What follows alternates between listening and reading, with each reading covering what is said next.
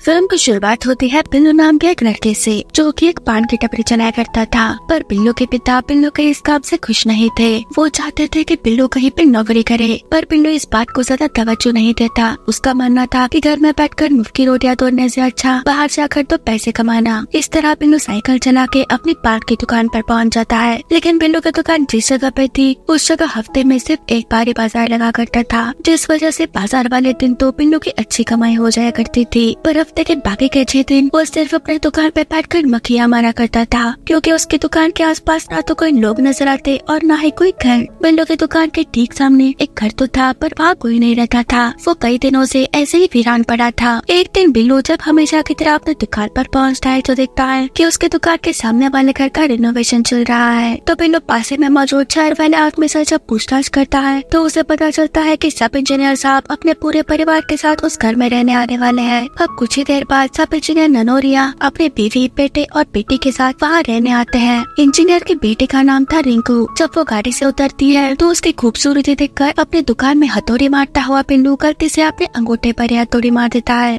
एक दिन इंजीनियर साहब अपने बेटे के लिए चॉकलेट खरीदने बिल्लू की दुकान पर आते हैं, पर बिल्लू की दुकान पर तो सिगरेट और विमल के अलावा और कुछ भी अवेलेबल नहीं होता। अब बिल्लू ये ऑब्जर्व करता है कि जब से रिंकू उस घर में रहने आई है, तब से उसकी दुकान पर थोड़े ज्यादा कस्टमर्स आने शुरू हो गए हैं। दरअसल रिंकू जिस कॉलेज में पढ़ने जाया करती थी, उस कॉलेज के कुछ लफंगे लड़के रिंकू का पीछा करते हुए उसके घर तक पहुंच जाया करते थे। अब क्योंकि बिल्लू की दुकान रिंकू के घर के ठीक सामने थी, इसीलिए वो लड़के सिगरेट पीते हुए वहाँ अपना अड्डा लगाना शुरू कर देते हैं। शायद उन्हें ये लग रहा था कि अगर रिंकू उन्हें सिगरेट पीते हुए देखेगी तो उन्हें कूल समझते हुए उनके प्यार में पड़ जाएगी। रिंकू के पीछे अब शहर के 2 सबसे बड़े लफंगे शीला भैया और अंशु भैया भी लग जाते हैं, और वो भी अब बिल्लू की दुकान पर पान खाने आने लगे हैं। शीला भैया का किसी पॉलिटिकल पार्टी के साथ कनेक्शन था, तो वही दूसरी तरफ अंशु भैया शहर के सबसे बड़े गैंगस्टर थे। ये दोनों उनके सबसे बड़े चमचे थे, जो दोनों तरफ से खेल रहे थे। इन दोनों के पास सिर्फ एक ही काम था, शीला भैया के सामने अंशु भैया की बुराई करना और अंशु भैया के सामने शीला भैया की बुराई करना।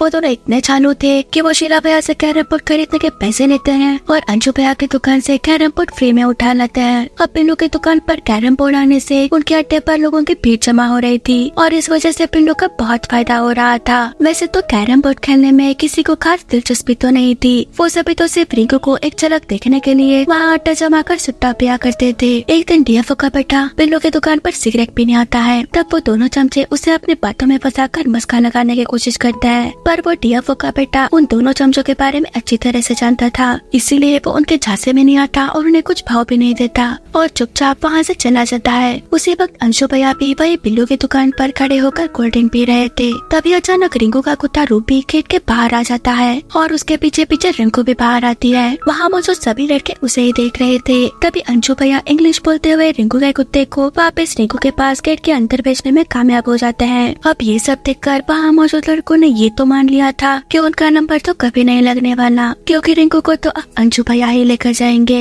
इधर शीला भैया ने भी अपनी कोशिश जारी रखी हुई थी। एक दिन तो वो किसी स्टूडेंट को अवार्ड देने के बहाने रिंकू के क्लास में घुस जाते हैं, और वहाँ जाके उन्हें पता चलता है कि लंबी छलांग में वो फर्स्ट आने वाला स्टूडेंट पढ़ाई छोड़कर साइकिल की दुकान पर पंचर बना रहा है। ये सुनकर शीला भैया वहाँ मौजूद टीचर से कहता है कि आपके स्कूल के खेल के बजट का क्या हो रहा है, सभी पैसे किसके पेट में जा रहे हैं। दरअसल वो वहाँ रिंकू के सामने अपनी बड़प्पन दिखाने की कोशिश कर रहा था। दूसरी तरफ बिल्लू की दुकान पर लड़कों ने इस बात को लेकर भी सट्टेबाजी शुरू कर दी थी कि आखिर में रिंकू को कौन लेकर जाएगा, अंशु भैया, शीला भैया या फिर डीएफओ का बेटा। पर फिलहाल अंशु भैया का परिणाम काफी भारी नजर आ रहा था। लेकिन जब बिल्लू को इस सट्टेबाजी के बारे में पता चलता है तो वो तुरंत ही उसे बंद करने के लिए कहता है। इस पर वहाँ मौजूद सट्टेबाजी में पैसे लगाने के लिए लाइन में खड़ा बिल्लू का एक रेगुलर कस्टमर उसे कहता है, क्या भैया हम लोगों का भी तो सोचो, लड़के तो मिलने से रही, पर कुछ तो मनोरंजन भी तो होना चाहिए। ये सुनकर बिल्लू भी एक पल के लिए शांत हो जाता है। वो मन ही मन सोचने लगता है कि लड़के ने बात तो सही की है। अगर रिंकू का घर उसकी दुकान के सामने ना होता तो आज भी वो अपनी दुकान पे मक्खियां मारते बैठा होता। एक रात बिल्लू एक टीचर के घर इंग्लिश में एक लव लेटर लिखवाने पहुंचता है। पहले तो वो टीचर मना करता है, पर जब बिल्लू उसे पैसों के बदले क्वार्टर की बोतल देता है तो वो तुरंत ही मान जाता है। पर एक क्वार्टर बोतल पीने के बाद उसे होश ही नहीं रहता,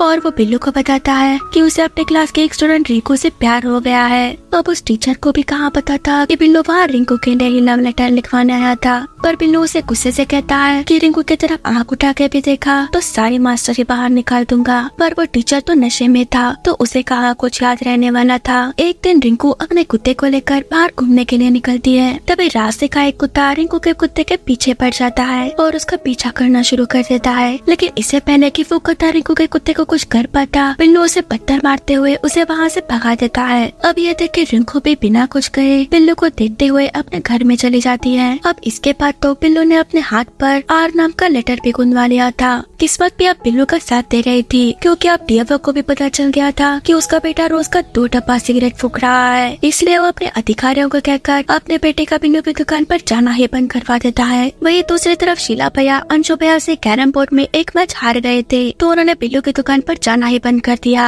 आखिर में बचे अंशु भैया, जिनकी शादी अब किसी दूसरे लड़के के साथ तय हो चुकी थी। मतलब अब बिल्लू का रास्ता पूरी तरह से साफ हो गया था। इसलिए वो एक लव लेटर वाला कार्ड खरीदने एक गिफ्ट शॉप पे जाता है और वहाँ से कार्ड खरीद के एक इंग्लिश की किताब में से 2-3 अच्छी लाइनें उस लव लेटर वाले कार्ड पे लिख देता है, ताकि जब वो उस कार्ड को रिंकू को दे तो वो उसे पढ़ के उसके प्यार में पड़ जाए। लेकिन बिल्लू इतनी हिम्मत ही नहीं जुटा पा रहा था कि वो सीधा जाके रिंकू को वो लव लेटर दे सके। और इसी तरह कई दिन बीत जाते हैं और आखिरकार एक दिन बिल्लू हिम्मत करके उस लेटर को जोर से फेंक कर रिंकू के घर के पहली मंजिल के बालकनी में पहुँचाने की कोशिश करता है, पर वो लेटर रिंकू के घर के बरामदा में ही गिर जाता है। अब इससे पहले कि बिल्लू उस लेटर को उठा पाता, इंजीनियर साहब के हाथ वो लेटर लग जाता है। वो बिल्लू से आकर इस लेटर के बारे में पूछते हैं तो बिल्लू उन्हें बताता है कि 2-3 लड़के मुंह पे गमछा बांधकर वहाँ आए थे और भैया उस लेटर को वहाँ फेंक गए हैं। अगले दिन इंस्पेक्टर भदौरिया अपनी चमचमाती हुई बुलेट कार लेकर वहाँ आते हैं और इंजीनियर साहब से जाके मिलते हैं। शायद इंजीनियर साहब ने उस लेटर वाली बात को बताने के लिए इंस्पेक्टर भदौरिया को बुलाया था। इंस्पेक्टर भदौरिया वहाँ आते ही बिल्लू और वहाँ मौजूद कुछ लफंगे लड़कों की धुलाई करना शुरू कर देते हैं और साथ ही उन सबको वार्निंग भी देते हैं कि आज के बाद अगर यहाँ कोई लौंडा दिखा तो इतनी लात मारूंगा कि बर्दाश्त नहीं कर पाएगा। अब इस हादसे के बाद बिल्लू ने अपनी दुकान हमेशा के लिए बंद कर दी, क्योंकि रिंकू के सामने जिस तरह से इंस्पेक्टर भदौरिया ने उसे मुर्गा बनाया था, उस वजह से बिल्लू के दिल में रिंकू के लिए नफरत की आग सुलगनी शुरू हो चुकी थी।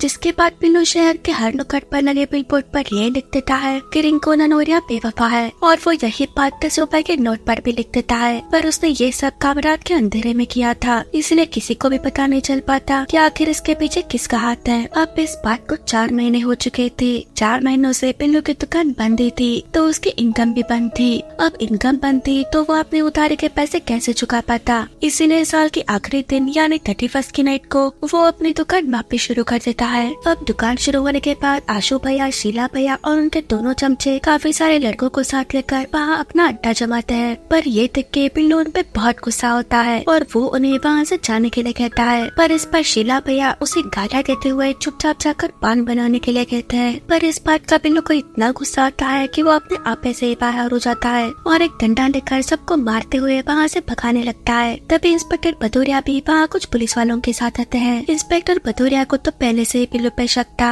कि जरूर उसी ने शहर में हर जगह ये बात फैलाई है कि रिंकू ननौरिया बेवफा है। वो वहाँ आते ही बिल्लू के पिछवाड़े पर 10-15 डंडे मारते हैं और साथ ही वो बिल्लू की दुकान भी तोड़ देते हैं। अब ये देख के बिल्लू इंस्पेक्टर भदौरिया को रोकने की कोशिश करता है, पर वो कहाँ रुकने वाले थे। वो बिल्लू की दुकान को तोड़ ही देते हैं। साथ ही वो बिल्लू को अपने साथ पुलिस स्टेशन भी ले जाते हैं और वहाँ भी उसे बहुत मारते हैं। लेकिन अगले दिन रिंकू के पिता मिस्टर ननौरिया पुलिस स्टेशन आके बिल्लू की जमानत करवा देते हैं। इसीलिए बिल्लू मिस्टर ननौरिया का शुक्रिया करने उनके घर जाता है। मिस्टर ननौरिया उसे बताते हैं कि वो जल्दी अपनी पूरी फैमिली के साथ बिलासपुर शिफ्ट हो रहे हैं। तभी वहाँ रिंकू चाय लेकर आती है, पर रिंकू के वहाँ आते ही बिल्लू अपना सर शर्म से नीचे कर लेता है। शायद बिल्लू को अपने किए पर शर्मिंदगी और पछतावा महसूस होने लगा था। बिल्लू सिर्फ एक आखिरी सॉरी कहकर वहाँ से चला जाता है और जाते जाते उसने वो डेयरी मिल्क चॉकलेट वही टेबल पर ही रख दी थी जिसे उसने रिंकू के लिए ही खरीदा था। देर से ही सही, पर बिल्लू समझ चुका था कि उसने जो किया वो गलत किया। किसी को पाने के लिए अपनी पूरी कोशिश तो करनी चाहिए, पर अगर वो ना मिले तो इसका ये मतलब तो नहीं होता कि आप उसे बदनामी करना शुरू कर दो।